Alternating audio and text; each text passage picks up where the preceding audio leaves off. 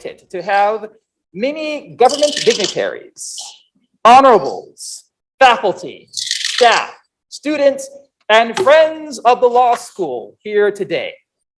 I would like to welcome the United States Department of Agriculture Secretary, Tom Vilsack, Albany Law School class of 1975. The Honorable Leslie E. Stein, Albany Law School class of 1981, and Director of the Albany Law School Government Law Center.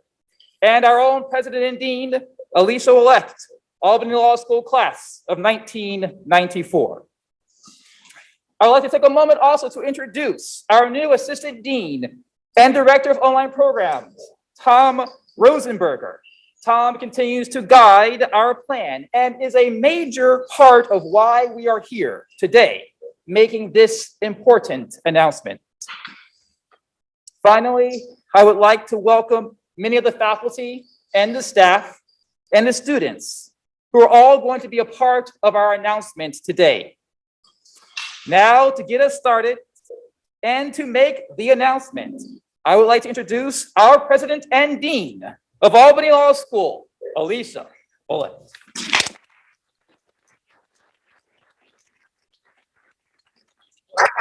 There's a lot of enthusiasm.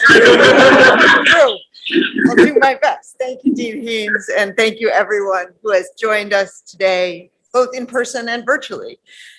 So here it is, the announcement. I'm proud to officially announce the creation of Albany Law School's online graduate program in Government Affairs and Advocacy. So Albany Law School has changed. We are no longer solely focused on the JD. We are a true graduate school for the study of law. And this new program adds to our already strong stable of online specialty LLM, master's, and certificate programs. We have programs in cybersecurity, human resources, healthcare, and financial compliance, and now we add government affairs and advocacy. With this program, we're the only New York State law school with a degree program focused on advocacy, lobbying, and government affairs. Here we are in the state's capital. Who better than to do that than us? We also have this long, proud tradition of graduating lawyers who go on to work in government and public interest law. We can now extend our impact by offering our expertise and firsthand knowledge of government law to non-lawyers who are working in government, are interested in a career in government, or who, as advocates, understand the importance of being well-versed in the workings of government. Today, you're going to hear from some incredible people who deeply, deeply understand the importance of public service, which is truly a noble calling. And I'm really excited that Secretary of Agriculture, Tom Vilsack, is going to be joining us. He spent a lifetime in public service and understands better than anyone how important having a grasp of the laws that govern us on a local, state, and national level is. Before we get to the Secretary, I want to welcome someone who has been critical in creating the program. Please join me in welcoming Professor Eva Ayers to tell you more about this new exciting program. Thank you so much, Dean Ouellette, and thank you everyone for being here. I'm really happy to be standing here after many hours with a great team of hard work and brainstorming and planning to get this program together. I want to take just a few seconds to build on what Dean Ouellette said and highlight some of what makes this program special. I also want to make sure to thank Dean Rosenberger, who's been amazing to work with, and my faculty co-director, Alex Harrington, who's been wonderful in helping put this program together. So the program is deliberately built for working professionals, creating a program that's entirely online and entirely asynchronous, meaning that students study and engage with professors at times that work for them, rather than at scheduled times that they don't get a choice about. We chose to create this program with 2 tracks, and of course you can mix and match, but the idea is we want this program to be right for people who want to serve in government We also want this program to be right for people who want to work in lobbying and advocacy. Both of those tracks involve specific skill sets, and the crossover is going to be a great part of the model. So each student can customize their course of study and which topics they need to explore in more depth. Within each single class, lawyers will gain the skills to navigate real-world issues and make strategy decisions, seeking a Master's of Science degree. If you're in the master's program, you're looking to build towards a career where you can participate fully in policymaking and advocacy without having to step out of the room when the lawyers take over the conversation. If you're on the LLM track, you're looking to build your experience and knowledge more deeply so that you can be the lawyers in the room. Our government course topics include legislative process and statutory interpretation, government spending and grants, government ethics.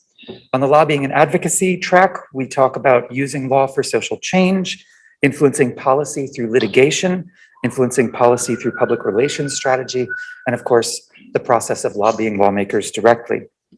All of these courses are relevant and important to people who are seeking rewarding careers in these fields, which I believe deeply in, as I know everybody on the team and in the room does. So I want to take a quick moment to welcome a few of our great faculty and let them introduce them to you. First, I'd like to welcome Seth Agata, who is here in person. Professor Agata is the Executive Director and Counsel at the PBA of New York State and former counsel to the governor and Executive Director of JCOPE. Seth, why don't you introduce yourself? And please, let's welcome Seth. Come on over.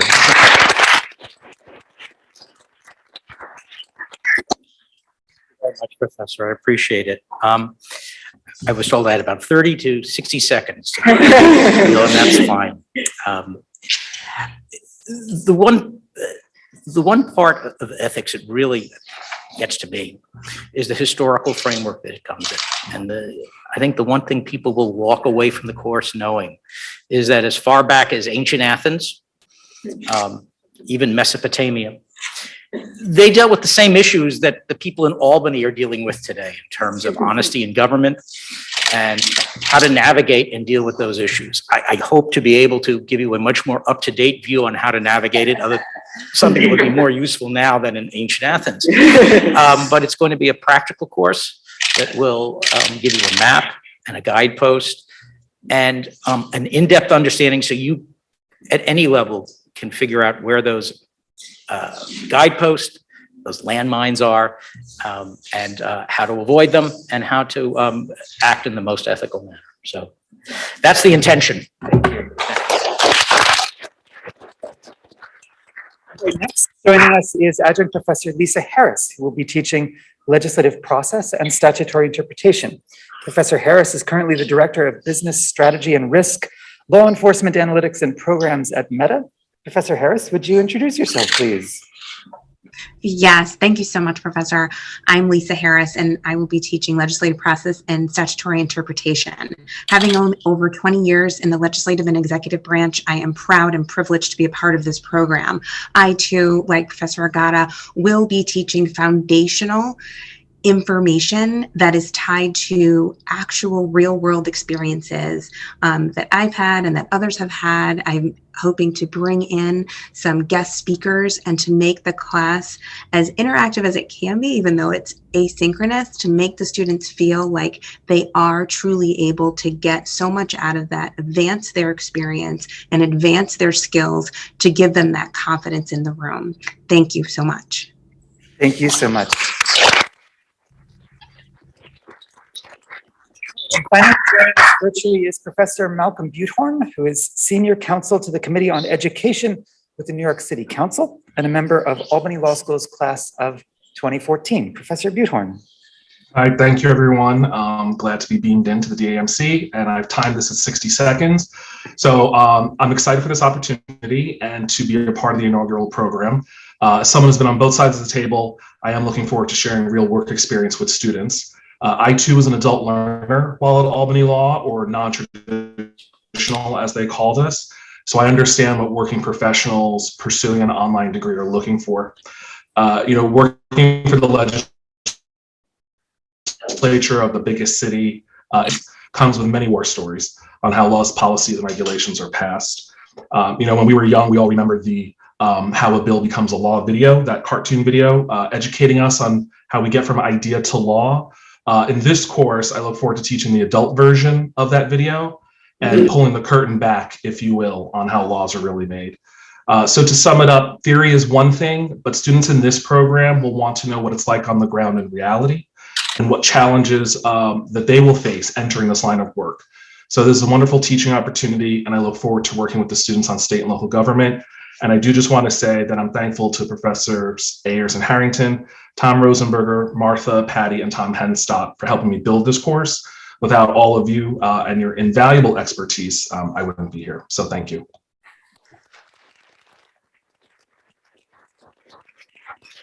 Thank you so much, Professor. Getting to speak to three people as brilliant, as committed as those faculty members you just heard from has been one of the greatest parts of this experience for me of designing this program. It really has been an honor. So now I want to say it's time to turn it over to our next guest speaker, the Honorable Leslie E. Stein, class of 1981, who retired as an associate judge on the New York State Court of Appeals in June. It was one of my joys as a petitioner to have the honor and pleasure of arguing in front of her when I was an appellate lawyer myself. She was one of the smartest out there, and she has, to our delight, joined us as director of the Government Law Center here at Albany Law School. Judge.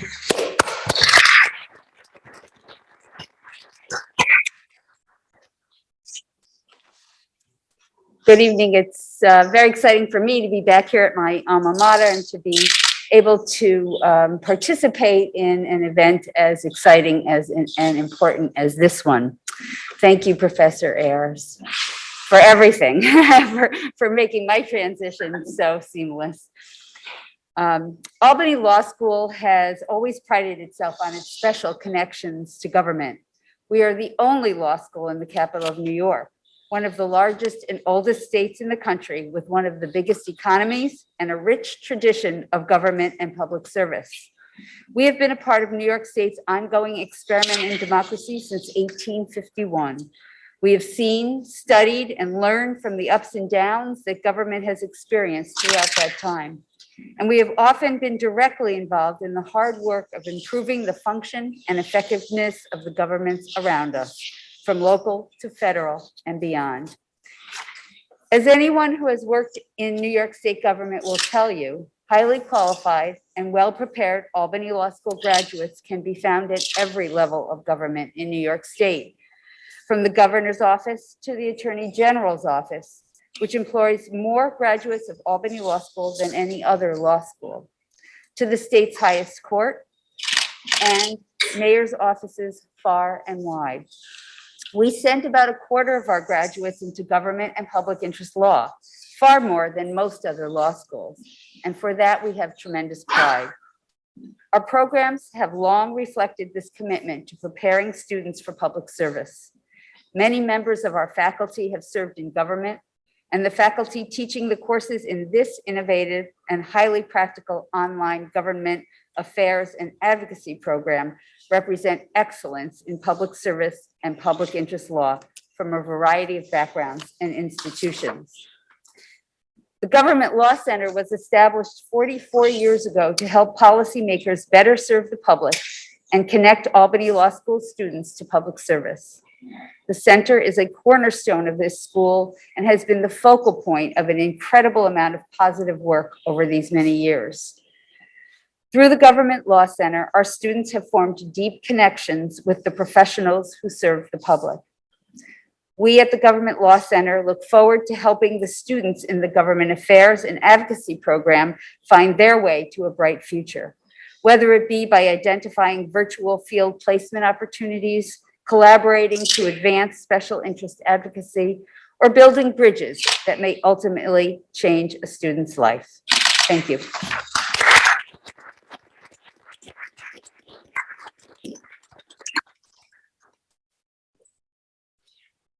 Thank you, Judge Stein. I'm just going to pause to say how lucky we are to have you leading our Government Law Center and have you here every day at the law school, and students who are here in the audience and online. If you haven't yet met Judge Stein, stop by. This is it's a real treat and a real honor, and we're just so lucky to have you. So thank you so much. And now another honor. I get the opportunity to introduce our next guest speaker, one that I like to call a great friend, the Secretary of Agriculture, Mr. Tom Vilsack, class of 1975. There he is. Hi there. So nice to see you. I understand you're in Iowa. I am. All right. So now I'm going to I'll give a little bit of background for those of you who don't know. Secretary Vilsack has had a remarkable career. Much of it has been spent in public service. Shortly after leaving Albany Law School, he set down roots in the town of Mount Pleasant, Iowa, establishing himself in private practice. Secretary Vilsack became immersed in his local community as an advocate and active community leader. And in 1986, he was elected the mayor of Mount Pleasant. After serving in this role, he ran for the Iowa State Senate and was elected in 1992. He then continued his career in government work in 1998, after overcoming some long odds, he became the first Democrat to be elected to be governor of Iowa. And there he served 2 terms. In 2008, he was nominated by President Barack Obama to serve as the United States Secretary of Agriculture. He went on to be the longest serving member of that cabinet. He served the entire term, 2 terms. Following his 2 terms in office, Secretary Vilsack continued his passion work in agriculture, serving as president and CEO of the U.S. Dairy Export Council from 2017 until February 2021, when he was called back into public service and asked to join the administration again, the cabinet, as Secretary of Agriculture under President Joe Biden. He's had an amazing career. I just went through all. I mean, he's done pretty much everything that's in government that there is to do. And having worked tirelessly for more than 30 years to represent the people, he's also been a great friend to Albany Law School. He's shown up for us when we needed him, and we always learn something when we hear from Secretary Vilsack. So as we launch this new program and we think about public service as a future career, can't imagine anyone who's better to be with us today than Secretary Tom Vilsack. Thanks so much for being here. Dean, thanks very, very much for that generous introduction. I should first and foremost say that none of what the Dean and President outlined in her kind introduction would have been possible were it not for Albany Law School. Make no mistake about that. Everything I did was founded on the great education I got and the opportunity that Albany Law School gave me to practice law. As a former student, I hope that you all, the professors in the audience, will be pleased with the fact that just before I got onto this event, I was listening to a CLE. So I'm keeping my law license because I'm proud of being a lawyer, and I'm also proud of being a public servant. And I just want to share with the students in particular at the launch of this new program. Here's one thing I know for absolute sure. I'm absolutely sure about this. And that is that Albany Law School will prepare you for the real world. I think one of the great advantages of this law school is that it really does get down into the practicality of what it means to practice law in a variety of capacities in a variety of areas. And so as this new effort embarks on providing a preparation for participation in public service and advocacy, what I am confident is that you will be well prepared to go into government in a variety of capacities and be able to make a difference from the outset. And it's just incredibly important. Now, when I thought about this and the remarks today, I thought to myself, the reality is government is really supposed to help people. I mean, that's the function. That's the ultimate goal of government is to protect people and to help people and to provide assistance. To do that and to do it well requires the right policy, the right programs, and the right implementation. Fundamental to getting it right on policy and program and implementation is the quality of the legal representation and counsel that policymakers have to have in order to get it right. If you don't have good people in those positions, providing that information, providing an understanding of how things need to be structured and how things need to be set up, you're going to get yourself involved in a significant amount of litigation that will delay the very assistance and help that government needs to provide.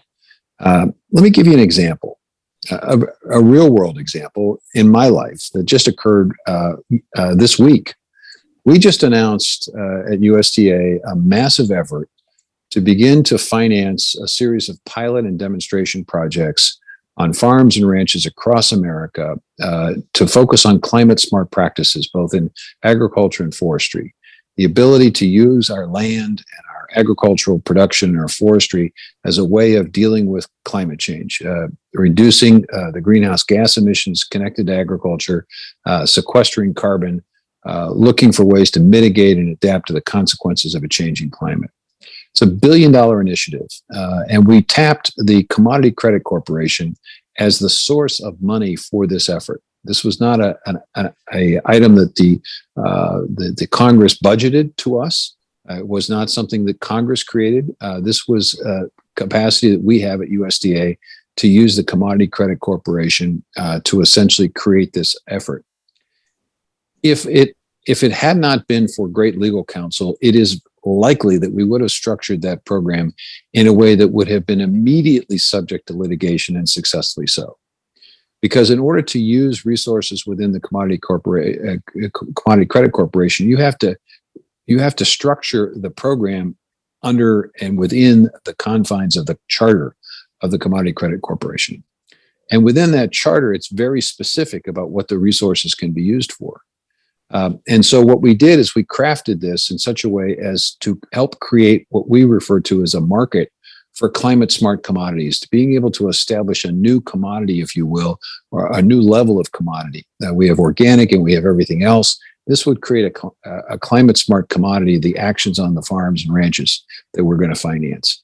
And so structuring it in this way allowed us to legally utilize the $1 billion from the Commodity Credit Corporation that will allow us to launch this program, which in turn creates a whole new expanded revenue opportunity for farmers, ranchers, and producers in this country, and allows them to begin changing the narrative about agriculture and its impact on climate. And instead of it being a problem, it can be part of the solution. That just does not happen without really good lawyers, without really good people who understand and appreciate the importance of understanding the law, of knowing how to structure and how to create programs that will work. And so why is that important? Well, in addition to helping people, in addition to having government fulfill its purpose, today, probably more than any time in my life, it is incredibly important for government to be effective. So that we can restore, so that we can strengthen the fabric of our basic democracy, which is clearly currently at risk. And so the work that you're going to do, the study that will be done, the teaching that will take place, the capacities that will be created with this new program will enable you all as students from Albany to go out into government service and to be able to do it right from the get-go and be assured that those policies and programs that you're going to work on will help people and will also help reestablish trust in government. I can't think of anything more important from a legal standpoint than that. It's a tremendous opportunity, and I'm so proud of the law school for setting this program up, because it understands again what's happening at the ground level in the real world. The need for folks who understand and appreciate the importance of this role. Let me just also say in conclusion, there is tremendous demand for people in that level of government service. I will tell you right now at USDA, we're keeping our fingers crossed that Congress finally passes the budget, because if they do, it will enable our general counsel's office to begin hiring significant numbers of people who are going to help structure programs and policies and the implementation properly. And that's just one agency of the federal government. I can tell you that that's probably true in every agency of the federal government. And I'm sure it's true in many state governments across America. I'm really pleased to be at this launch. I'm just always proud to have been an alum of Albany Law School. Deeply grateful for the opportunities that it provided to me in my lifetime, and I look forward to seeing this new effort unfold and to seeing students come to USDA potentially to practice law in our general counsel's office.